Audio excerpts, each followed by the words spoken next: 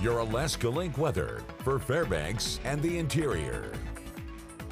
We have been lifting our way here into an active weather pattern through this week, and it has been lifting our temperatures as well, noting that over the weekend we were holding into the 20s, a little cooler than what's normal for this time of the year. But then as here we transitioned into April, we've been building temperatures even above that freezing mark, which has led to some changeover in precipitation as we've been watching the snow system, as that 3-day total now sits over 7 inches. But again, some of that little wetter accumulation leading into even to some slippery conditions, especially noting that the afternoon hours are building above freezing, but the overnight is falling below freezing, leading to this freeze-thaw situation.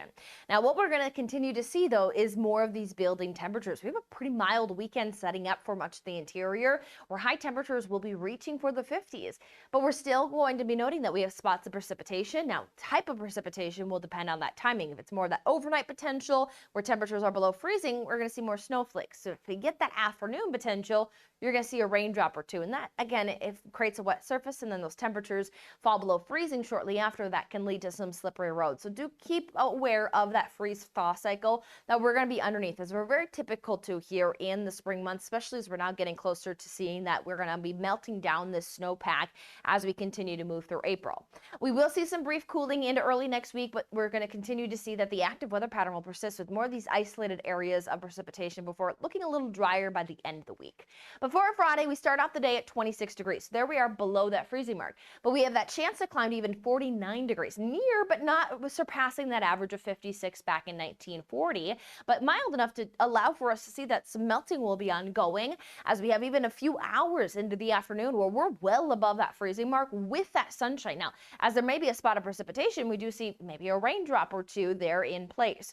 Now, it's also going to continue to stay a little breezy, especially for more of our higher elevation regions into portions of the valley, where there will be some of these regions that will lift into some of this precipitation. Again, pretty light overall, really spotty in nature, not much organization, but that flow of moisture does stay rich. There is at least a boundary in place that's going to continue to allow for this to fill in. So over the weekend, really not going to be putting big numbers on the board, but running into a rain shower to a snow shower can't be ruled out.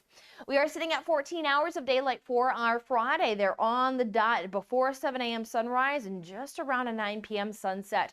We see much of the interior builds into that strong warmth. Everyone here for the interior hitting at least that 40, near 50 degree threshold. Saturday continues to show that. A little more impacts for some potential of some higher accumulation for some of our western interior regions. But outside of that, going to continue to keep at least a chance of a wintry mix in place through Monday, where Monday we do a little bit start to dial back those temperatures a bit, but at least we'll keep an eye on some of those active weather conditions through Wednesday.